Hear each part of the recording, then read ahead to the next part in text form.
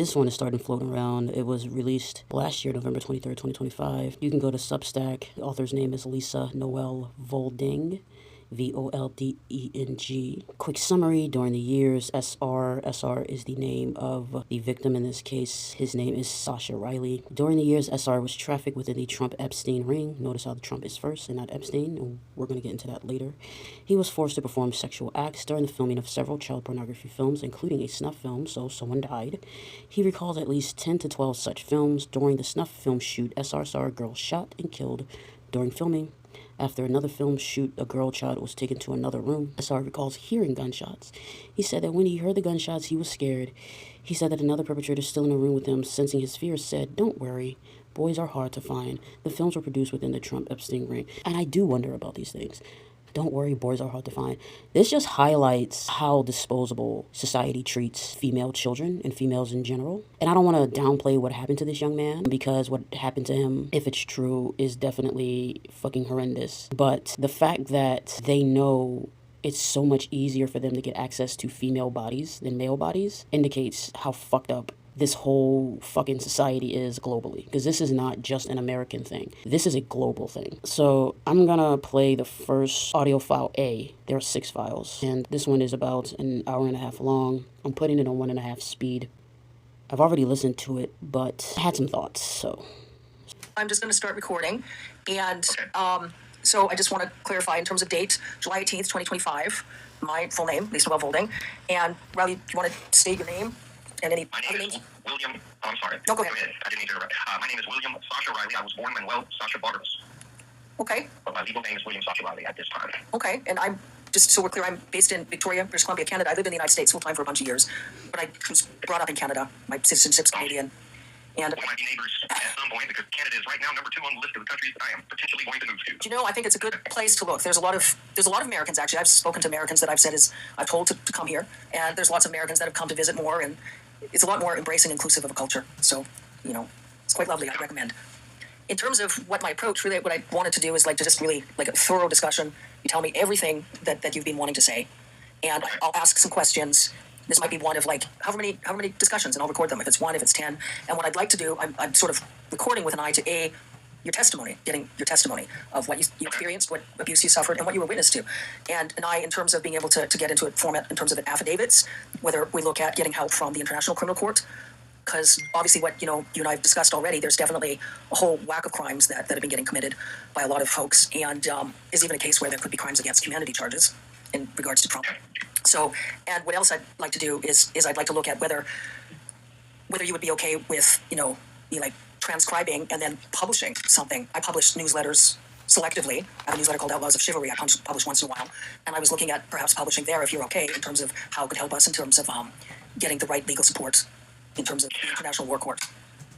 I am for whatever puts a light on this, because in my mind, the powers that be are already aware of my position on it and aware that I have spoken up. And the more light that is shed on there, I don't think that I'm incurring more risk, except for some maybe lunatic that wants to be a soldier for Donald Trump, because they are a little crazy, they're a little brainwashed. But I don't mind whatever would bring a little bit more light to this, particularly this stuff, if we can get some of this stuff verified. And I know that me speaking up is one thing, but then the verification process, is important too. And I have read about software where, facial recognition software that taps into the banks of known catalog child pornography. So if the films that they had me make can be verified. It's not something that I can go online, but I am confident that it's there, because somebody that I served with in the Army got put out of the Army for child pornography, and my chain command talked to me and they said, hey, some of these images, some of the films or whatever that he had looked just like you. And that was the first time I think I had ever talked to anybody about having done those films. And I told them, yes, when I was a child, I had to do those things. Yeah. So let's talk a little bit more about that circumstance. So you were in the Army. What years were you in the Army then? This would have been my second time in the Army. I rejoined in, 2002, and I retired in 2016. I was in from 91 to 98 as well, so I did a little over 21 years. But the time frame that they pulled me into the office and discussed that would have been around 2008, 2009 time frame. It was obviously in garrison, so it was between deployments. Yeah. So around that time is when they talked to me, and I can just remember.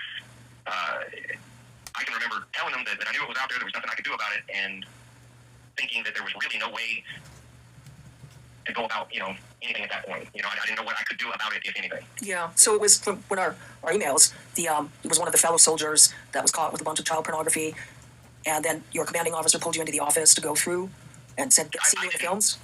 I did not look at any of the films. All they said was, "Hey, we had to look at some of this stuff, and one of those people looks just like you." And that's the first time that I had, I think, ever really spoken about it. And I said, "Yes, those are probably me," but I did not personally see them.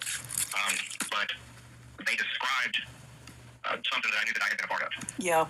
Can you talk about that a little bit? Here's what it was. Yeah. When they pulled me in, I can remember First Sergeant Bayless was kind of red-faced, and he said, "Have you ever made a movie with a black girl?" And that obviously was, I'm not a movie star, so obviously that's a very odd question, and I knew exactly what he was talking about when he said that. So I said, yes. So he said, okay, well, we have found some images that are of a sexually explicit nature on another soldier's computer, I think, and they look like you. And I said, well, they are me. So he said, and you look underage. I think from that was part of their investigation to confirm that. And just to clarify, they asked him if he had ever had sexual intercourse with a black girl, and apparently she was also a victim of trafficking. I think he said that she died. But yeah, they're taking everyone's kids. That the images of the participants in these films were underage. So, that was just a secondary verification that, I was only 12 or 13 at the time of that film, maybe even 11. So, obviously I'm not an adult. And even when I was an adult at 18 or 19, I still looked young. So obviously at 11, 12, whatever I was in that film, I would not have looked like a mature an adult, So it was more, I think, for confirmation that these images were of children. So I don't remember if he actually got court-martialed or if he just got UCMJ, which is just their lower grade of punishment. But I do know that he was chaptered out of the military over it. I think he might have had to do a little jail time, but I don't recall. I can't even recall the soldier's name that got caught with it. I just knew he was an NCO, a staff sergeant. And was there did anyone else ever talk to you about the films again? Did they ever talk? Did they ever infer that there was any further investigation in terms of when the films were produced? Did they ask you anything about who was involved, or did they? No.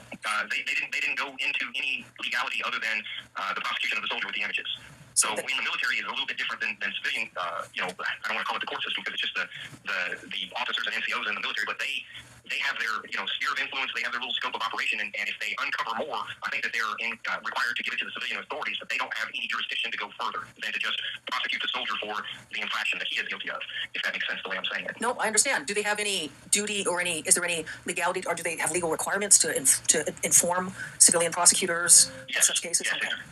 If they suspect or if there's additional wrongdoing that is outside of their scope of being able to prosecute, and in this case to hold the individual soldier accountable for having this material that he's not supposed to have, they prosecute that portion of it.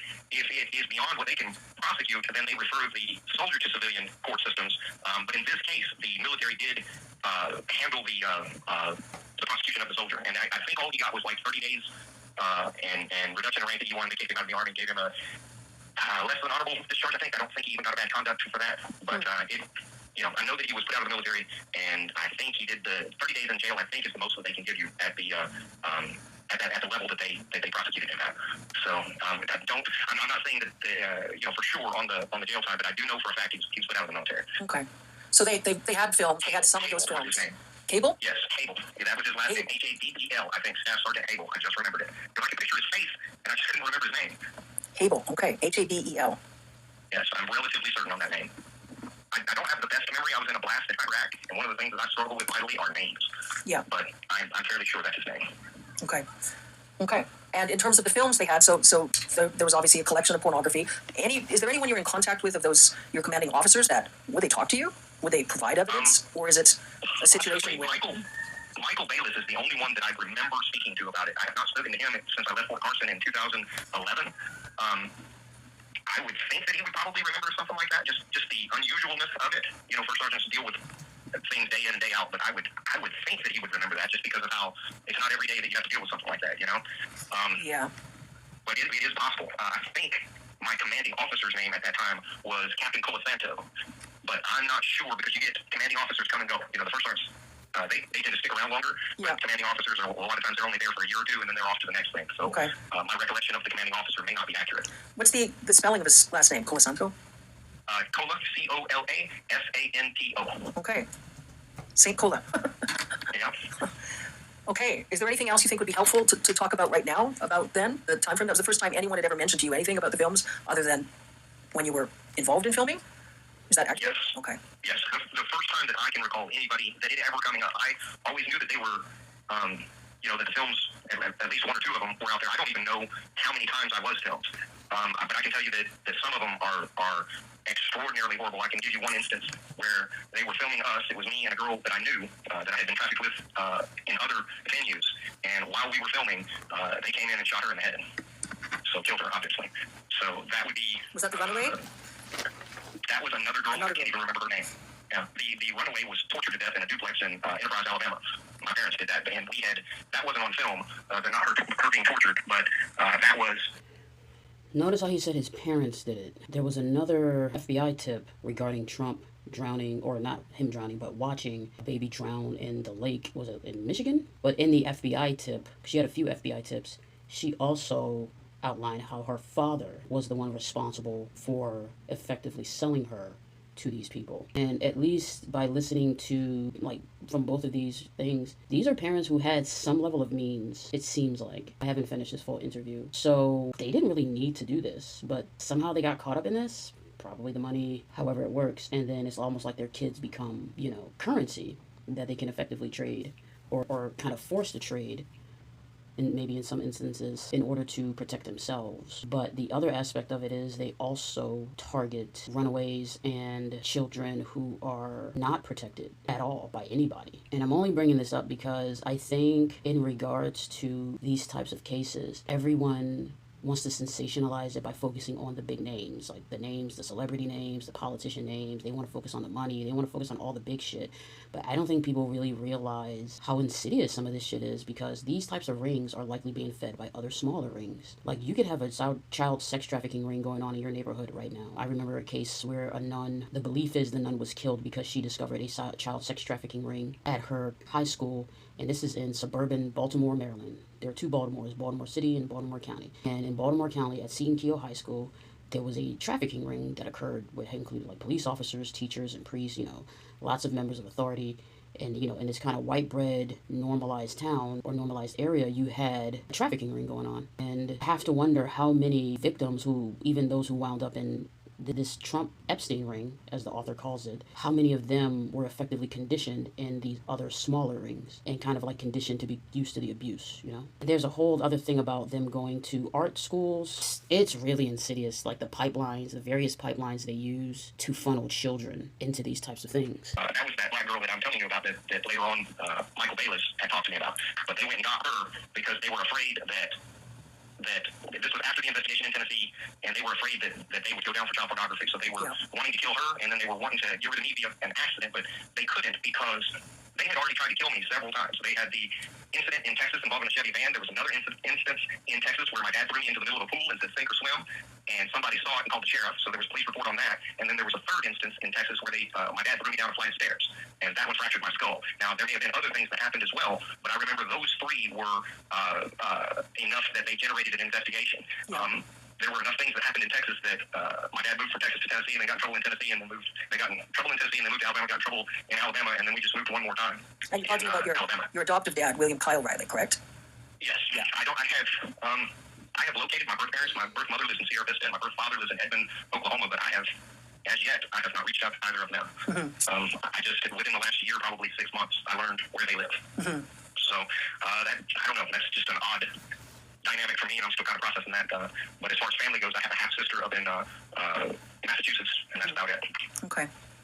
And your adopted dad, William Kyle Riley, worked as a pilot and was involved, integrated in he was involved in all kinds of things. Yeah, and he worked a lot with Trump and Epstein, correct? I know that he was around Epstein and worked with Epstein, and I want to say that he flew for Epstein, and if not for Epstein directly, like transporting Epstein himself, he did transport some of the rich people to and from these parties that Epstein and company hosted. It wasn't just him. It was kind of a cabal of several people, and Epstein was the lead coordinator, maybe you would call it. But it's much more than just him as an individual. It was people like him, like Trump, other people. I can't remember, like how many, but he was handy to have around because he was a part of the process, and he isn't just like an airline pilot or something like that. He can fly anything. He can fly helicopters, fixed wing, smaller aircraft, larger aircraft. I mean, he's that pilot, that multi-purpose. So his dad was a pilot, and he could fly a variety of different aircrafts, which is of use to them, so they can maneuver and move. And I wouldn't be surprised if they had like a cadre of like pilots all around the globe so that they could effectively move victims and move the perpetrators without necessarily tipping off or creating an established pattern, right? So the biggest thing people are focused on are the Epstein flight logs. Are some of those people on those flight logs heading to that island? I believe so, but I wouldn't be surprised if a lot of them aren't, because the objective is to muddy the waters. I wouldn't be surprised if they primarily focused on the smaller pilots to move victims around. And if you kind of want to see how things move, that would probably be where most of your effort would need to go. But that would be very difficult to do because you would have to get access to the logs. Then you would have to sort through tons of data, because there are thousands, if not hundreds of thousands of pilots out there that are moving and flying planes. I don't know. And part of me is thinking, I remember some celebrities, at least when I was growing up, were talking about how they got their pilot's license, and I don't know. It may have been just for fun, but then I think about shit like this, and it just makes me wonder. I don't want to make any weird connections or, start any weird rumors, but at the same time, it does make you wonder. But yeah, his dad was a pilot, so his dad had a in-demand skill set that did not require him to necessarily be around these types of people, but, money. Guy that could transport whatever you needed. Okay, so I don't know if he ever got into the drugs. I can remember him talking at one point, and he had refused to do a drug run, basically, and somebody else took that drug run, and they got busted. Yeah. So I don't know what kind of aircraft it was or whatever, and it was around Florida that guy got busted, and he flew down to Virgin Islands or something like that. I can't remember the specific details, but I can remember the conversation that my dad had. It's amazing to me that he would traffic the people, but not the drugs. Let's mix our activities with other illegal activities to hide the fact that we're doing this. Talking about, thank God I didn't take that. And because the guy got busted, and he wound up, huge amount of charges, 25 to life or whatever the heck he got. But I can remember from his perspective being nervous because the people that he was working with, he was scared that they were going to set him up to take the fall for something to just get rid of him, because he had been involved in so much other criminality that he was really nervous about taking on anything else. I know that's kind of words salad the way that I said it, but I think you kind of understand what I'm saying. I do. No, I understand perfectly. So your dad would obviously, my understanding is your dad was the kind of pilot that the sort of criminals would want to use, because they could use him to fly anything in any situation, to airlift Trump out, like you said, when you almost killed Trump, when Trump was assaulted, or fly guests. He was the pilot in that case? Absolutely. Okay. I'm sorry, I didn't mean to interrupt. No, that's okay.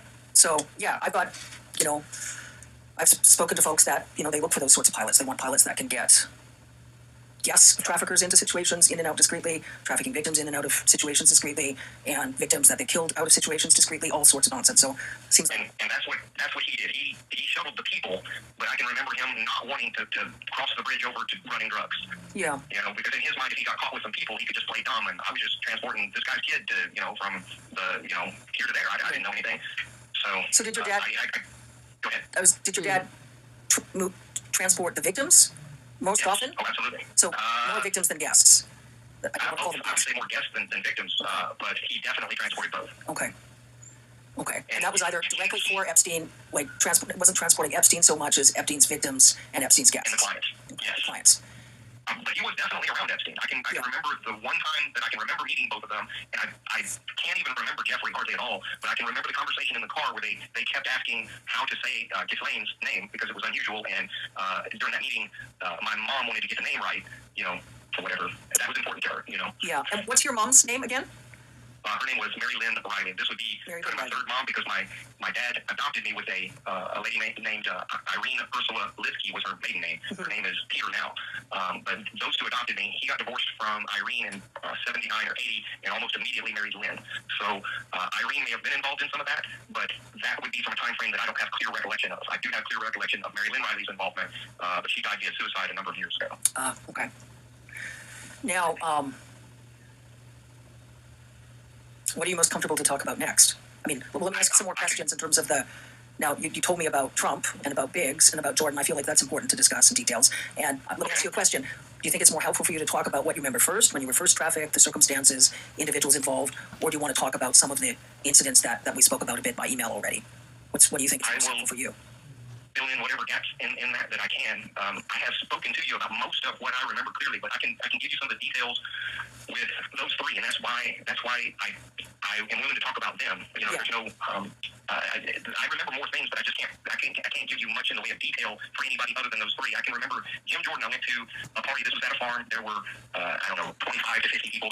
Jim Jordan, disaffectionately known, also has his name rewritten as G.Y.M. Jordan, is a congressional candidate who was caught up in another pedophilic scheme. This is about Dr. Richard Strauss. He was an assistant wrestling coach who was aware that there was abuse happening at Ohio State University, but he never reported it. So that's why they call him GYM Jordan, as a reminder. It's interesting that he says, or maybe not interesting, kind of par for the course, that Jim Jordan would be present at some of these events. I mean, it was a good amount of people, but not a massive crowd by any stretch. But the experience that my dad sold to those people was, if you could pin me, then you could do whatever you wanted. But my dad had taught me how to fight. He had been a bare knuckle brawler earlier in his life, and I know that he had worked kind of just beating people up for a little extra money at one point in his life. He also entered into like the tough man contest, stuff like that. So it was kind of a game for them, because I was just a child. So you would think that you could just do whatever you wanted. But if they got anywhere near me, I would hit them. And by the time that Jim Jordan assaulted me, I was old enough that those adults, most of them not being athletic in any way, these are people that they're not fighters by any stretch. They couldn't get anywhere near me. And Jim Jordan just sort of rushed me and tackled me. And I might have known how to fight, but I didn't know how to wrestle.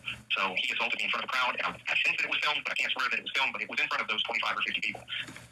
And how old were you? That's why I remembered. I was around 12. 12. When that happened. And of those 25, 50 people... Oh, sorry, go ahead. The reason that I remember Jim Jordan is, first, he stood out because he wasn't that much. He's only like 7 or 8 years older than me. So at the time frame that I'm at 12, he is right around just graduating high school, maybe first year or two of college, right? So him being so much younger stood out. And then I remembered his jawline. He has a very pronounced jawline. I remembered his voice, and his mannerisms haven't changed throughout his life either. So when I really started, as soon as Trump went down that escalator and said he was running for president, I got involved in politics. I started watching it. I started watching who supported him and everything like that. And I remember Jim Jordan just from watching him on the floor of Congress, speaking to the different people that go up there and testify. So he was 22 around that time when he was at Ohio State. Again, assuming what he's saying is true, this might have been around the time when he was in Ohio State if he's saying that he was in his early 20s. Because he was an assistant coach at Ohio State when he turned 22. Might have been. It also might have been during when he was actually in, I'm assuming he was in college. So this might have been when he was actually in college himself. So either this occurred when Jim Jordan was in college, or probably around the time when he was an assistant wrestling coach. We'll see. And that's him, I just remembered him. So, yeah. I know that's not a lot, but if you give me a polygraph, I'm going to take it, because I'm 100% sure that it was him. And Andy Biggs, I remember, because on the way they took me to a house. This wasn't at a party. This was later, after I had assaulted Trump. And it was kind of a punishment type of thing, where he was going to get to assault me, and I just not pay my parents, and he got to do whatever he wanted. And I can remember telling me that I wasn't allowed to fight back or they'd kill me, and all of this. But they must have said his name 50 times in the car. So Biggs, I kept hearing Biggs, Andy Biggs, and I thought, I'm going to remember this man.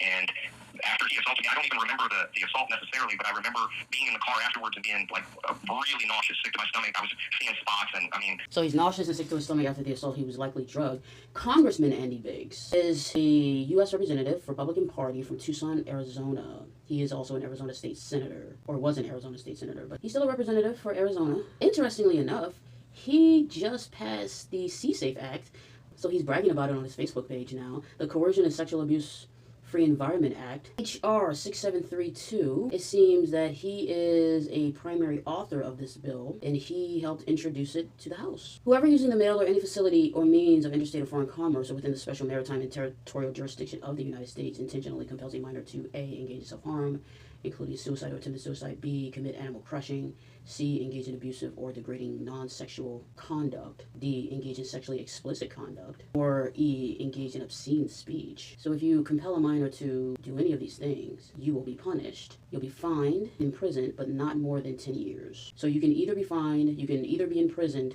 for a maximum of 10 years, or you can be both. However, if serious bodily injury results, then you can either be fined, you can be imprisoned, but not more than 20 years, or both. And if death results, you can either be fined, you can either be imprisoned for life, or both. Interesting. The guy beat me until I had broken ribs and was convulsing, turning blue and stuff like that. And the only part of that assault that I can remember is laying on the floor of the room trying to breathe. And I could hear Andy and my dad screaming back and forth at each other. And I can remember Andy Biggs saying, "You said I could do whatever I wanted." And my dad saying, "I didn't say you could fucking kill him." And I think they may have actually thrown blows over it, but there was a heated argument and everything going on for an extended period of time. And then I can remember being in the car, leaving, and just having my eyes closed because my head was spinning and everything, and I was just trying to breathe, just in and out, So that's why I feel as though his father is getting money for the abuse he's subjecting his son to. Remember him so clearly. I have had more than one encounter with Trump, and that's why I tried to kill that son of a bitch, because he is a fucking monster. It's why I have not shut up about just how absolutely abhorrent he is as a human being, and it's why I tried to kill him. Yeah. Because I had already seen enough other people die that in my mind I thought, well, they're just going to kill me too at some point, right? I'm not going to survive to be an adult from this. So in my mind, he was the biggest pile of shit that I'd ever had to have any contact with. So I was going to take him with me. And how often did Trump assault you? I can remember two specifically. A third one that I think I was around him more than just those 3 times, but only 3 times do I kind of remember. I can remember at one point him asking the people that were kind of running that party or whatever it was at that farm, he wanted to kill somebody. He wanted to murder somebody. And they said, hey, that's not this kind of party. You can't do that. And they said, in lieu of doing that, they said, well, we've got some puppies. If you just want to kill something, we've got to get rid of them anyway. So I can remember him taking those puppies one by one, and like he snapped one of the puppies' necks, he cut one open and let it just howl and writhe in pain while it died, held one under. And this reminded me of the story about him watching them drown a baby in a lake, and it also reminded me about the fact that Kristi Noem is part of DHS, and Kristi Noem also killed a puppy. And the linkages are insane. Again, this is fantastical, but at the same time, there's literally a court case, documents in court alleging that Trump and Epstein engaged in the rape of I think she was 13 or 14-year-old girl. And when you read the documents, it was fairly brutal. He did enjoy the torture. He enjoys brutalizing people, which is in sync with what he's saying. So I would not be surprised if he also enjoyed harming animals, which is why the story about him being able to watch a baby drown would not be shocking. So can I believe this shit? Yeah, I can believe that about Donald Trump. Which should also, especially if you like hip hop as a black person, make you wonder, why were there so many rap artists? And it's not to say that they necessarily knew, but I do have to wonder, why were there so many rap artists who wanted to be like Donald Trump? There was a time in our rap discourse, in the lyrics, where Trump's name came up a lot. Like an unusual amount. And I presumed it was because around the time I think The Apprentice was still on TV. So, but yeah. Things I think about. Way, to experience, I guess, seeing them suffer in different ways. What his kink is, I guess, if you want to call it that, is watching people suffer. Yep. He likes to destroy people physically, mentally, during the process of the assault. That's why he stands out so much in my memory. And it's physical pain, and then it's also, degrading and all of that. But his thing was to just try to destroy human beings to the utmost that he could possibly do it, which is why I attacked him. Yeah, that's understandable. So, I can tell you this, the last one, okay, so this was after they had killed the Samantha, this is the black girl that I made the one of the movies with. Yeah. Let me just ask a question just to clarify. So when Samantha was killed, were all of these parties at the farm or similar locations to the farm? Where there was it was multiple farms. Multiple farms, and usually it was parties. So there was individuals like Trump that were flown into the parties. Yes, and they would have like a building, a house, and they would usually have like a tent set up, and it was almost like a little, I don't want to say a fair. It wasn't that big. They didn't have rides or anything, but it was a kind of a coordinated deal. Sometimes they would have the bare knuckle fighting. That probably is how my dad got involved with these people, because you've got boxing and stuff like that on TV, but that's really all you had back in the 70s and 80s. More the MMA type of stuff wasn't allowed, and these fights were a little more gruesome. They didn't fight to the death or anything like that, but they were bloody, and these were fights, and not just boxing. He brought up the farms, multiple farms, but he also brought up the bare knuckle boxing. Now, when I heard that, it also made me think about Dana White and how there has been a rise of MMA.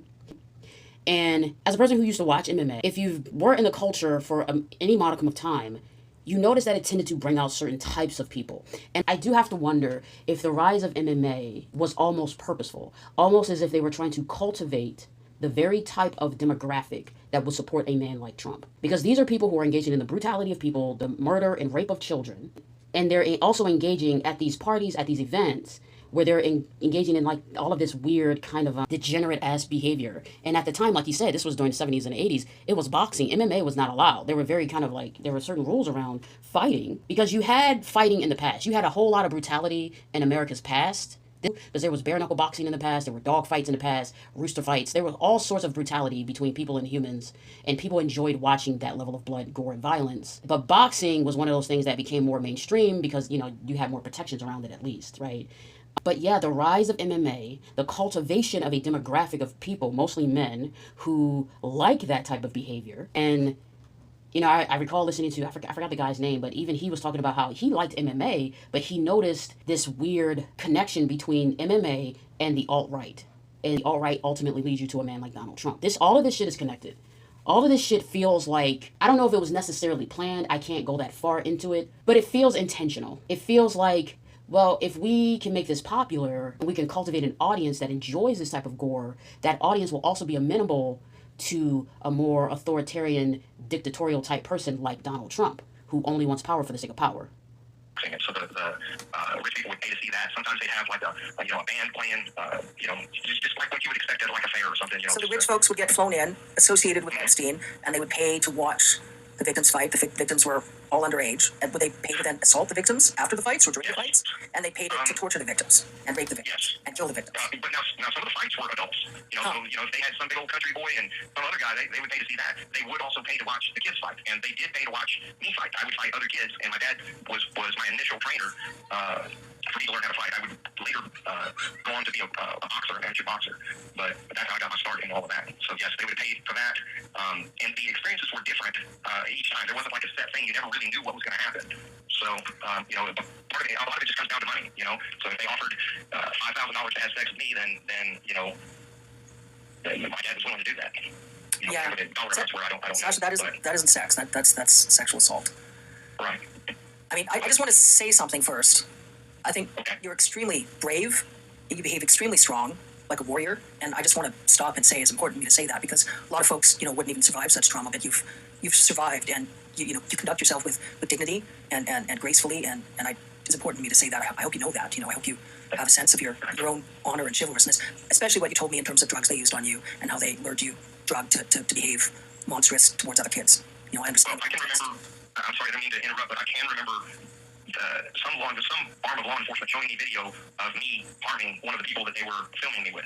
Now, I don't know how that came about, whether they drugged me and I lost my mind or they told me to do it. I don't know the circumstances, but I can remember being in that room and them saying, well, you did this.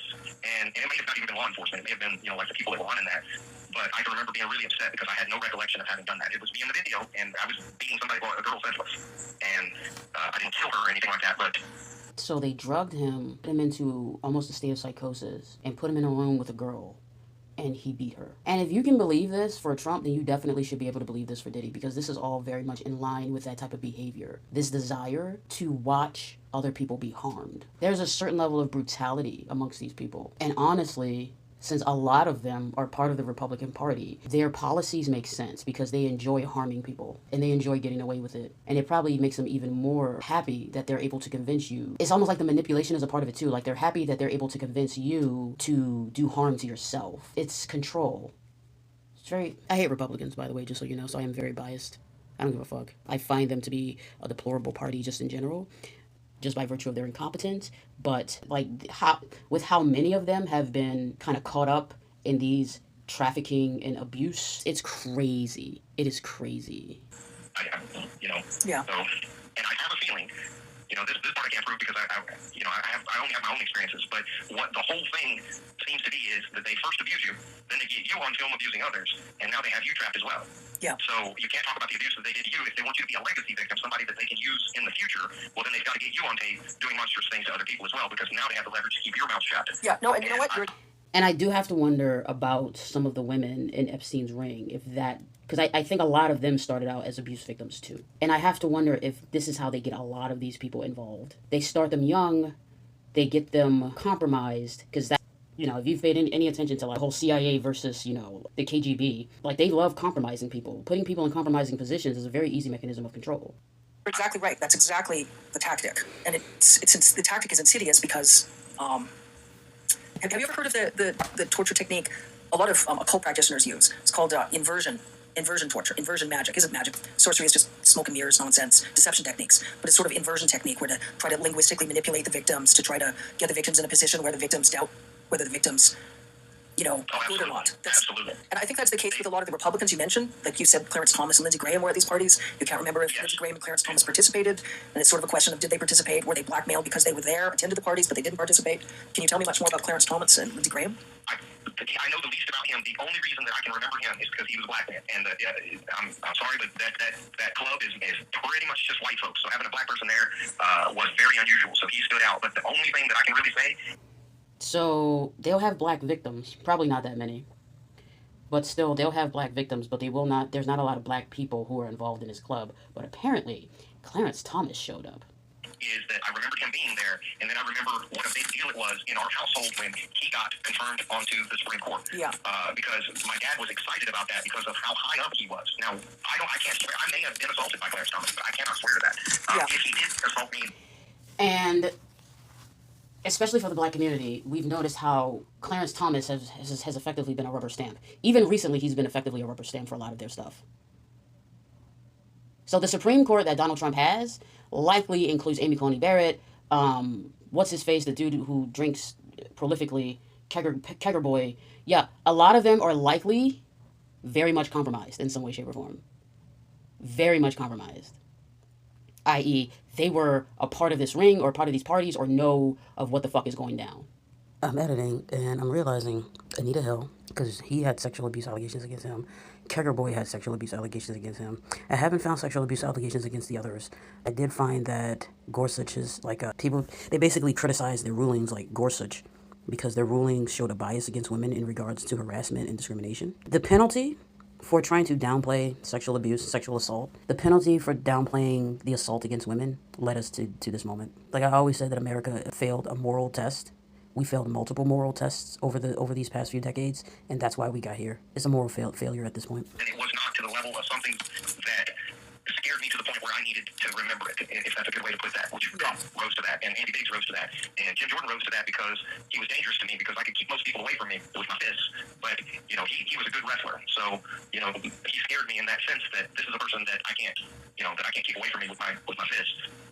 Lindsey Graham, I am fairly sure he has assaulted me, but I just can't put my hand on a Bible and swear to that. Yep. I know that he was there. I can remember it. He just like Jim Jordan, he has very distinct mannerisms, and his voice is a little unusual as well, so I can remember his voice, I can remember his mannerisms, and then obviously how he looks.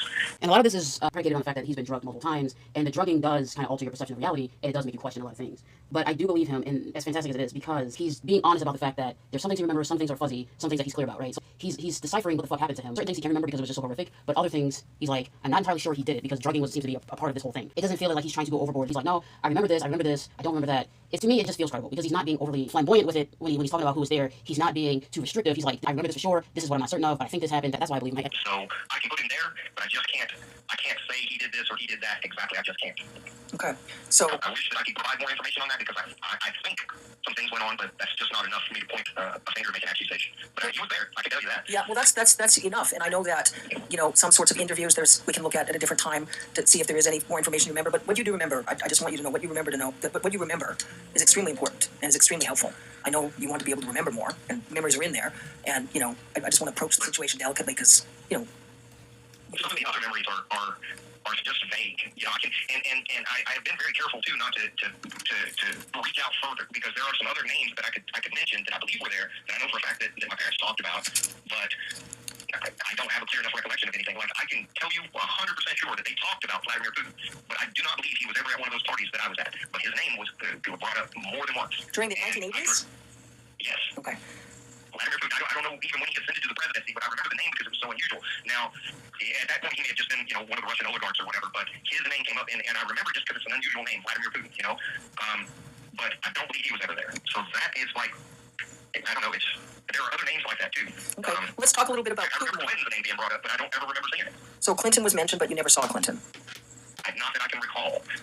And that's another thing too. I may have had interactions with additional people, but during some of them I was so drugged out of my mind, I don't really remember what happened, Yeah. When you heard them talk about Putin, so it was at one of the parties at one of the farms, do you remember?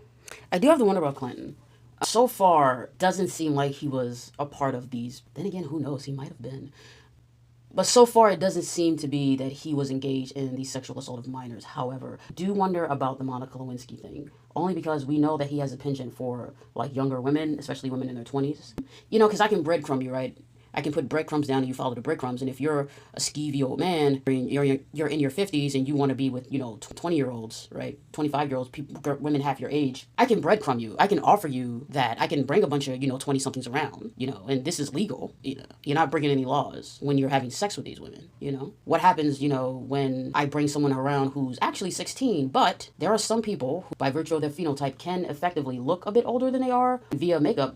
also be made to look older than they actually are. And what if you're just, you're used to smashing a bunch of 20-somethings and then they bring a 16-year-old around and that could be a way that they can get him compromised. And it's not to victim blame because at the end of the day, it's kind of like the Shannon Sharp situation. Yeah, she was 19 years old, but what the fuck were you doing at like 50, 60 years old trying to have sex with a 19-year-old, you goofy bitch? Are you dumb? Like, had you not had a desire for younger women, you never would have gotten caught in that situation. So it's ultimately your fault. But I do wonder, I feel like if they were able to compromise Clinton, I think he would be moving differently. Feel like the Lewinsky thing was their attempt to kind of, I don't know if punish is the right word, because he's running in circles with these weirdos. Like, he's with Epstein, and Epstein is with a bunch of these Republicans. So I do wonder, because the Republicans were really hyper-focused, especially Ken Starr, on the Lewinsky issue, which was wrong, and he shouldn't have done it. But I do wonder about that, if it was related to Epstein in some way, where he evaded them in some way. Maybe they tried to get him caught up, but they didn't. And I'm not saying Clinton isn't. His name keeps popping up for a reason, and it's primarily because you were hanging around these types of people. So even if you didn't do anything, the fact is your judgment is piss poor. So I don't want to sit here and say that he's not culpable in some of this shit. I do not know. I do wonder if that whole Lewinsky situation had something to do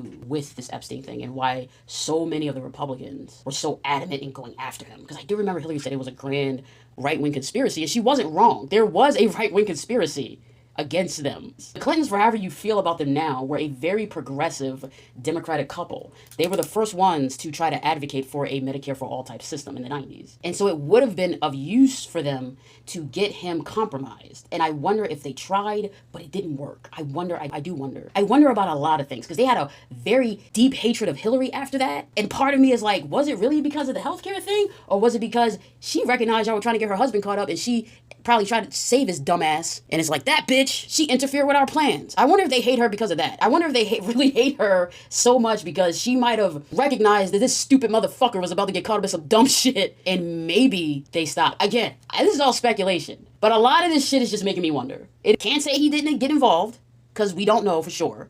It's just that all of the evidence that I've seen so far, a lot of it, I think there's one person who said he was there, one person. But a bunch of other people are like, he was never there. So I don't know. Anyway. Remember what they were saying about Putin? Just that he was some sort of foreigner that was very important.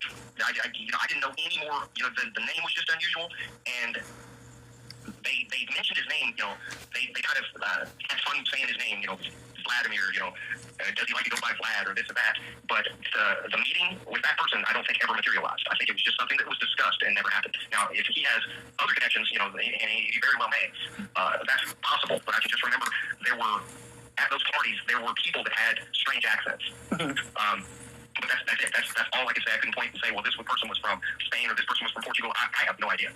But what I do know for a fact is not every person at those parties was American. Yeah. I know that's not a lot, but I only remember what I have a question. With Trump, with Putin, did you get the sense that the party attendees, that the clients were interested in Putin? There was something they wanted from Putin. They thought they could get money from Putin, influence from Putin. Did you have any sense of that? The only sense that I had was that this was for the rich people, regardless of where they were from. So at this point in my child brain, I knew that there were rich people, and those people got to do whatever they wanted, and then there were poor people like me, and those people, that was the dynamic. So, that's it.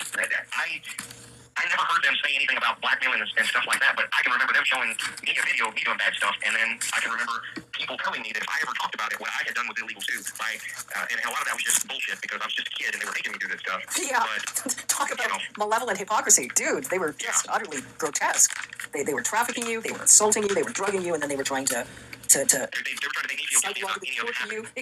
Exactly. When you were in a situation because they were trafficking you. The last encounter with Trump, the one where I entered him, was the one that I remember the most vividly. And this was the setup for that. I can remember my dad, before we went to the farm, this was when we lived in Enterprise, Alabama. Yeah. So it would have been about 81 to 82, somewhere in there, maybe as late as 83. But he said there may be somebody that you know there. And I can remember the look on his face, and it scared the shit out of me. But anyway. I'm trying to figure out how were they poor when his dad was a pilot. So that means he got the training somewhere, maybe from the military. And it seems as if his father is selling his son. So he's likely getting thousands of dollars for these interactions. So how are they still poor? If his father's a piece of shit, then he's obviously squandering the money. So maybe that explains it. But it does highlight the fact that they love to abuse people in fucked up situations, in desperate situations. And kind of highlights my disgust with the Republican Party, because this is the party that loves keeping people desperate. It is if you have a society where everyone is taken care of, where things are provided for, people are actively employed, and it makes it far more difficult for you to find people to victimize in the way that they want to victimize people. It's like you need people to be desperate so that they are willing, like his father was willing to sell their children to you so that you can abuse them, so that they're willing to put themselves in, fucked up situations because you're going to give them a couple grand. If they're homeless, they can get themselves a spot for a little while, probably get themselves some food, whatever the fuck it is. But in order for them to do that, they have to be subject to abuse. It is very difficult for them to get victims when societies are taken care of. And again, this is why I fucking hate the Republican Party. They are adamant on keeping people in desperate situations so that they can be exploited. And it's like they use their positions. A lot of these fucking pedophilic, sexual abuse, predatory bitches use their positions to increase the amount of desperation of everyday people. In my humble opinion, the policies that the Republican Party passes makes them very much complicit in human, sexual, and child trafficking. Because they could stop a lot of this shit just by making sure money is more equitably distributed. And it doesn't mean you get rid of rich people. It doesn't mean you get rid of inequality. But when you do right by the populace and you take care of people, it is harder for you to victimize them. Because if I'm in a good situation, why would I allow you to do anything to my kid unless I'm a greedy bitch? And it could be a combination of both those things. When I got to the farm, of course, I'm scared at the farm because I don't know what's going to happen. But the first person that comes up to me is a girl named Patricia. This is a girl that I had been trafficked with before. And she came running up to me and, said hello or whatever. She was about my same age, around 12 or 13. And I can remember my dad saying, well, why don't you guys go run off or whatever and have fun? And I can remember not knowing what to do in that instance because, these parties weren't for me. I wasn't. And then he said something to the effect of, it's not like that for you anymore. You're a man now. You can just go out and have fun. Well, we went to go have sex. So we went and found a room and started having sex. And while we were having sex, people burst into the room. It would have been 4, 5, 6 guys, big guys, adults. At least one of them had a gun. I think 2 or 3 of them had guns. But they came in, they assaulted her, they beat on her, and then they shot her. And it fascinated me because he said you're a man now. So effectively, the males who are involved in this can age out of it, but the women can't. The women can never age out of the abuse. While she was still in the bed. They didn't beat or assault me, but what they said was, if you don't do everything that the next person coming in here wants, we're going to shoot you just like we did her. And I can remember them having like an argument because they shot her in the bed and then they had to go find another mattress. Well, that's when Trump came in. So that's why I remember him so vividly. And it was at that point I had already decided they're probably just going to kill me anyway. I'm going to take him with me. And I tried, but I did not. I wish he was successful. So obviously Trump was extremely violent. Trump's a sadistic psychopath. When Trump assaulted you, so sexual assault and physical assault? Yes. So And at one point, I kind of acquiesced to whatever sexual things that he wanted to do. But at some point, he wanted me to have sex with him. So he lay down on his stomach, and there was a wooden tent stake that was in the room. And I had been eyeballing it as a weapon. And what I did was put the condom on the wooden tent stake, put it inside of him, and I kicked it as hard as I could. And that's why he had to get life flighted out, because I ripped him open. Do you ever watch the movie The Equalizer? I wonder what year that was. No, I haven't seen it. Denzel Washington, sort of like justice when everyone involved in American law enforcement can't get any justice. That would be a sort of situation, obviously. I laughed because there's poetic justice there. Sascha? Well, that was what facilitated it. Not only did I get really assaulted by Andy Biggs, I also got assaulted by like an entire party's worth of people. They took After Trump was airlifted out? Yeah, a whole other party. So they took me to another party after that, and because I had done that to one of those rich people, they took me from like station to station, and they could do whatever they wanted. Most of them just beat on me. I can remember me standing there and already gotten beaten up, I don't know, 5, 6 times, and I can remember somebody urinated on me, and I said, "Thank you for not hurting me," and he just hauled off and punched me in the side of the head and knocked me out. I can remember leaving that party, and my dad was just kind of dragging me out of there.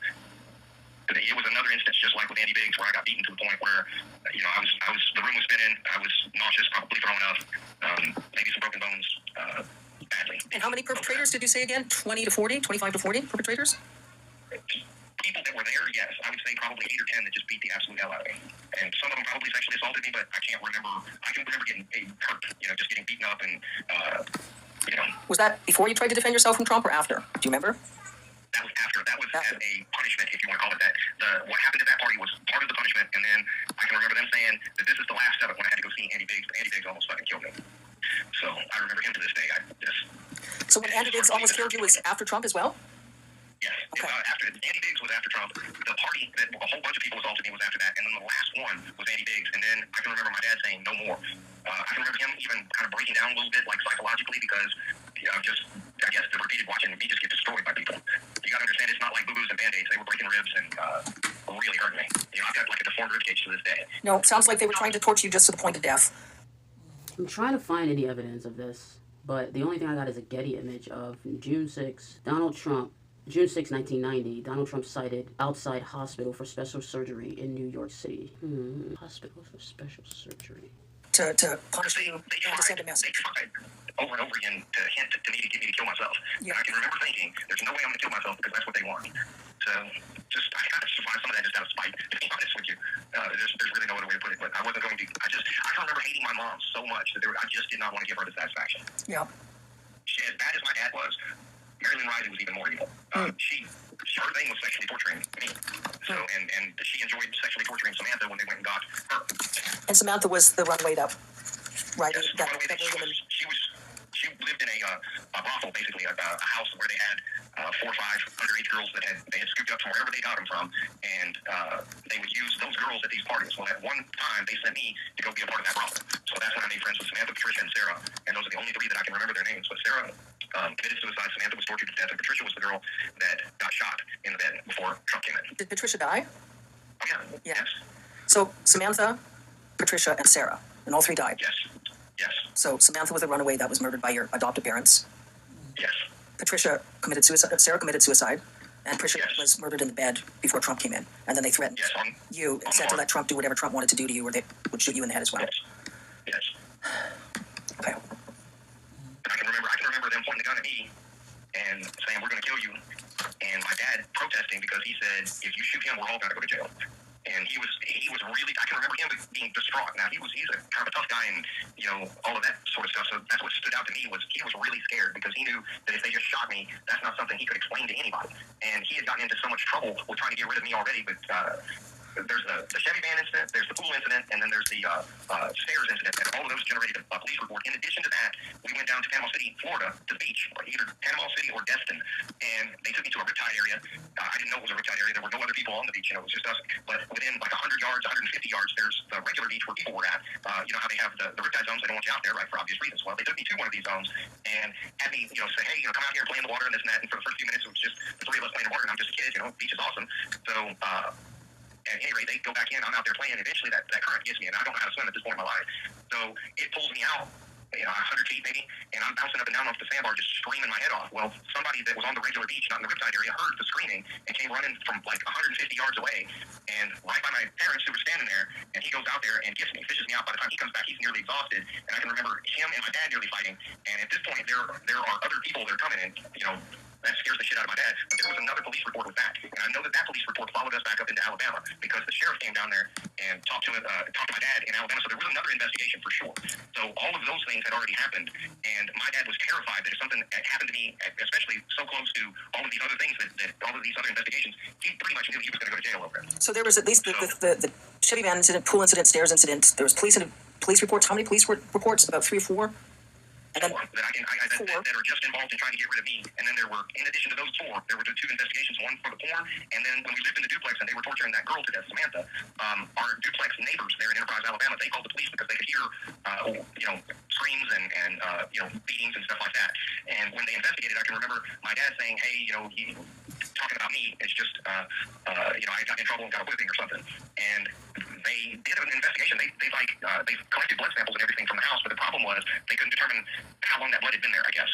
And it wasn't a match to anybody in the house. So for whatever reason, they just didn't have enough. And I don't think they were allowed to talk to me. I think my dad would have had to have given them permission for the investigators to interrogate me. So I don't recall ever giving testimony as a child. Not at least in that instance or in the instance up in Tennessee.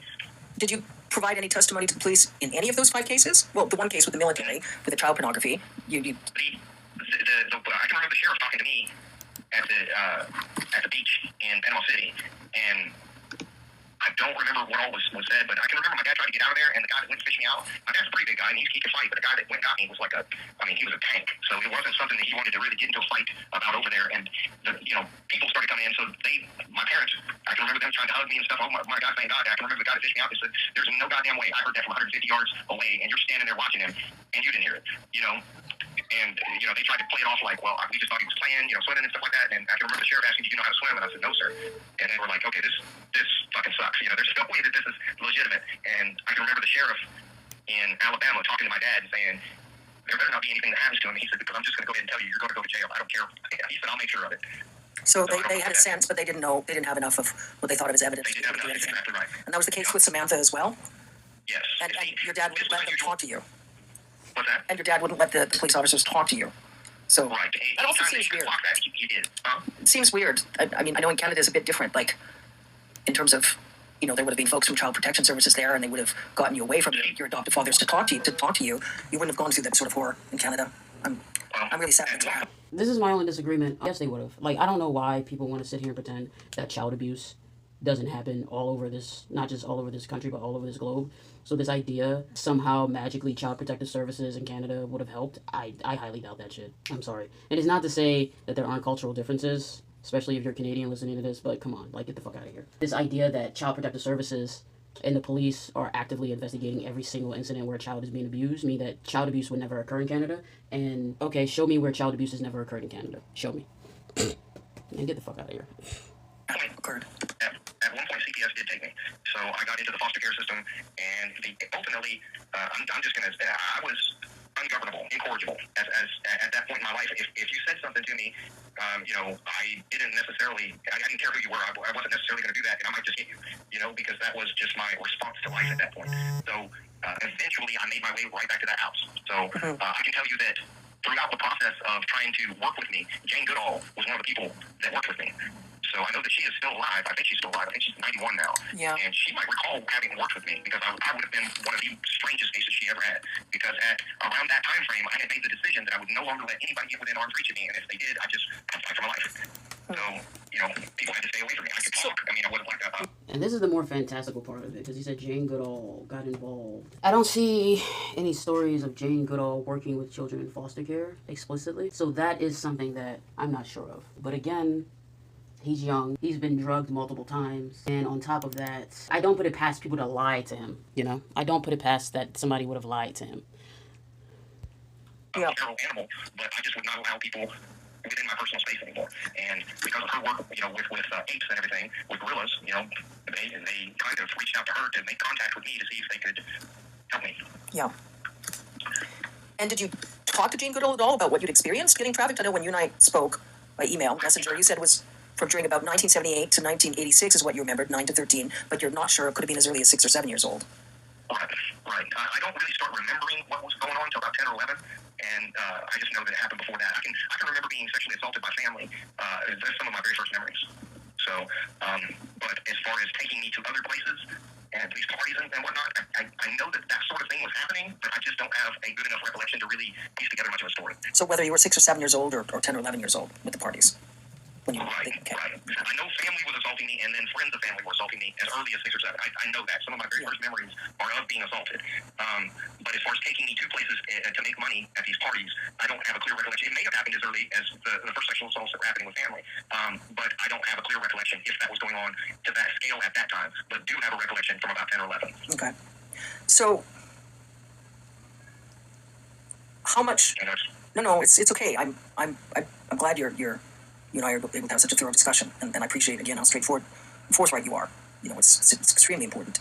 I mean, there's a part of me that just wants to point fingers in every direction, but I have really thought about, okay, what do I recall vividly enough that I would put my hand on the Bible in a courtroom, raise my hand, and say, yep, that's the truth, and what I am. And that's the other thing. He's working from memory. And he's working from a fractured memory. So I'm trying to keep all of this in mind. I do not discount what he's saying, but I also have to keep in mind he's working with a fractured memory. As close to 100% certain that if you put me on a polygraph, it would come back just as perfect. Yeah. So there are other things that I could maybe point fingers at, but then it kind of gets into muddying the water because I don't really remember them that well. Well, so I think that's why I just stuck. Yeah, no, that's good. And I think what I'd like to do, like, we'll continue discussing a bit about what we're talking about now. The things that you're less sure of, I'd like to look at a second a conversation just entirely focused on what you're not sure of, just because I think there is some important information there, but I don't want to muddy the waters in terms of what we're speaking about now that you are willing to testify in a court of law about. So let's continue focusing about any of the details about what you're willing to swear to in a court of law, and then then let's look at, I would maybe look at, say, a second discussion and any follow-on questions from this discussion, or I might just look at getting everything transcribed, and I'm just going to look at it raw, because honestly, in terms of, there's obviously thousands and thousands of pieces of video footage, film that the FBI took, that's all gone into some whoever's been trying to profit off of is nonsense. So what I'm looking at, I'm thinking even a combination, like just a brief summary for me, like a paragraph, and I'll even look at just publishing the raw audio file of our discussion with the text messages, because I think the context is really important. I think, especially because there's been so much collusion regarding copy editing of video footage that, folks that are really that are genuinely wanting justice, for them to just hear the audio recordings and read the text messages is plain as day. Anybody that experiences an ounce of integrity will be able to discern the truth. And I think it's so important. And I kind of wanted to discuss one other thing, too. One kind of theme at these parties that seem to be very well thought out is they would have a larger party in the beginning, right? And in these larger parties, you might have, say, a couple of fights or some drug use or, things that were, I kind of would say, mildly illegal. But the parties would go on for multiple days, and as the thing wound down to the smaller inner circle in the last day or last 2 days or whatever, that's when the really horrible shit happened. So some of the people... And I believe that because Diddy did the same damn thing. He would make people have sex for days on end. He, in his parties, his freak-offs, as they call them, would last for days, right? So you would have legitimate parties that people can go to. Probably drugs are occurring. This is happening amongst consenting adults. More than likely, nothing bad is happening at some of these parties. But like he's saying, as time goes on, the circle becomes smaller because not everybody is staying. At this point, it's just the victims and the people who want to engage in victimization. And then it gets worse and worse and worse and worse and worse. And the whole point is because they want to... But Diddy did this on a micro level, and they were doing it on a macro level. But the point is, it still was done. So I believe him. And Diddy hung around men like Donald Trump a lot. And I would not be surprised if running in them circles, that's where he got a lot of this idea about how he's going to run his weird-ass sex parties and freak-offs and whatever the fuck he wants to call them.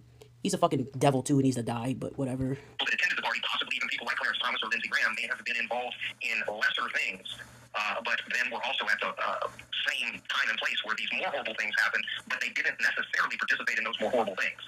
So that seemed to be an underlying theme of, and this is just me speculating here as an adult, where they would try to get these affluent people in all of these positions of power and influence to come participate in these parties where all of these things were going on, so that if Clarence Thomas, I'll just use him, if he was there at the party, well, then surely nothing, that nefarious could be going on type of situations. Yeah. So it seemed to be very well thought out how they kind of did things. But as the party wound down, that's when people in my position would really begin to get scared, because that's when you're going to get...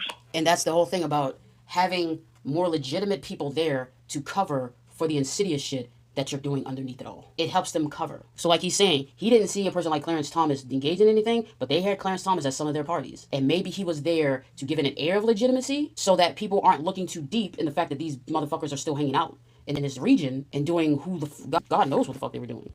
Assaulted, maybe really busted up, or, even watching somebody die is really fucking horrible, Did you see anyone else die besides Samantha and Patricia? Yes. Yes. So I watched a grown man get beaten to death. He had done something that pissed off the people that were running it, and they killed him. I saw another girl, in addition to Patricia, when I was making the film with the girl that came in and shot her while we were having sex. That was some sort of snuff film. Yeah.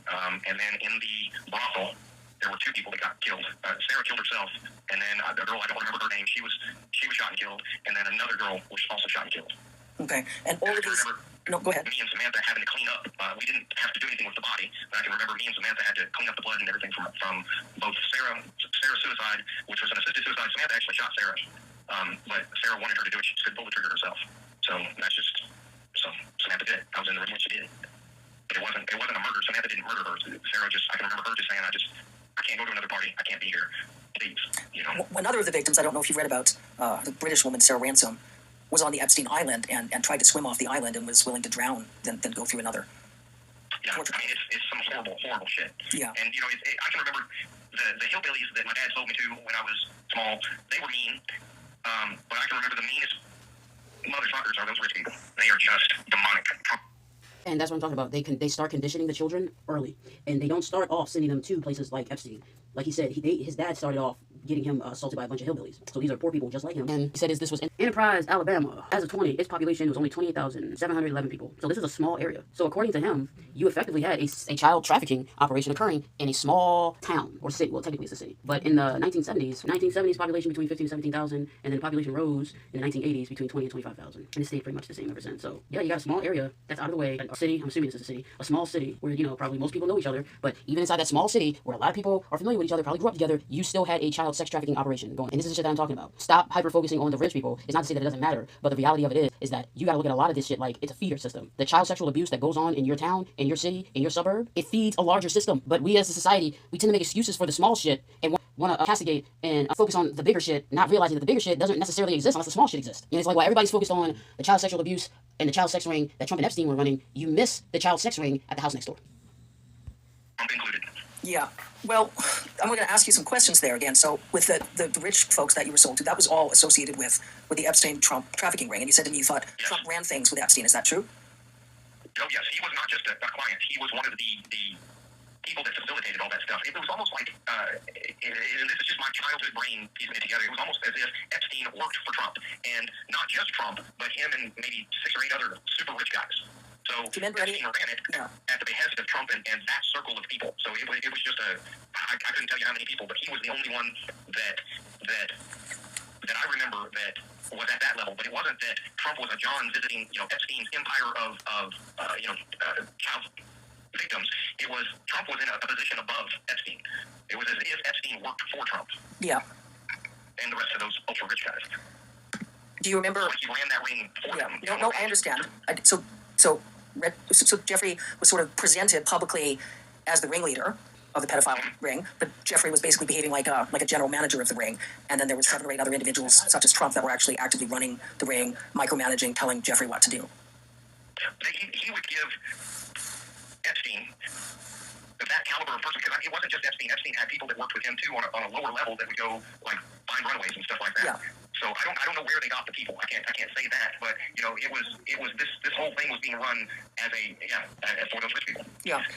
I want to ask us more questions in terms of your sense of like the demonic. Some of the advisor work I've done, some of my own specifics of law enforcement. I've come into contact, I've minimized any contact with, I'm familiar with a lot of really horrific horror stories that involve Satanists, occult practitioners, theistic Satanists. I've spoken to folks that were able to get out of the theistic Satanist cults. A lot of the torture techniques you describe are similar to theistic Satanist torture techniques, sexual torture, human trafficking, human cannibalism. And what I wanted, what's your sense in terms of these parties that what do you remember? Like, was there any overt, I know a lot of the attendees presented themselves as Christians, but their practices are full-blown demonic satanic. Do you have the sense that any of them were actually secretly practicing any sort of occult rituals, or were they just like rich, fiendish, fake Christians that just didn't experience a conscience? I think it's the latter, just rich, fake Christians. I can tell you one thing specifically that Trump did, and that I remember vividly. I was exhausted, and I couldn't fight back, and he sat on my chest and would choke me until I was unconscious. And each time that he did it, he'd say, "I'm going to kill you." So, and then he would choke me until I was out, and he did that, half a dozen times or however many times. And I can remember him saying, "I thought I killed you that time. I'm really going to do it this time," and then choke me again. So he would just do that over and over again until he got bored of it. So did you get the sense that he was trying to kill you, or just to torture you about the thought of in the moment, you think you're going to die. Yeah. And that's the experience that he wants to see the fear in another human being's eyes that thinks that he's killing him, Yeah. But looking back, I just think he was just torturing me. I think had he wanted to kill me, he could have. He could have just kept choking me until I was gone. Because I did get choked until I was unconscious. I don't know, as many as half a dozen times, maybe more. Yeah. So that's the type of thing that he would do, or worse. I believe, I wouldn't swear to this, but I believe that on that instance, my dad had told him, "Hey, you can't bust him up, you can't break stuff," because all his CPS bullshit. Yeah. So, and I want to say he was upset at the end of that too because of the bruising. They didn't break bones or anything, but obviously I had bruising around my neck and different bruises on my body, and that's something else too that I'm just remembering right now as I'm talking to you. At least one instance, the school nurse got CPS involved, I believe, in both Tennessee and Alabama because of the bruises that I showed up to school with. Yeah. Of course, my parents just said, "Hey, he's clumsy, he fell out of a treehouse," or whatever excuse they gave, but it was looked into, but obviously nothing materialized from it. Okay. So, let me see. Can I call you back in about 10 minutes? Sure, absolutely. Okay. I just want to make sure I've got the recording set. I want to get into a file folder and get some duplicates, and then I'll call you back. Okay. Okay, sounds good. Talk to you in a minute.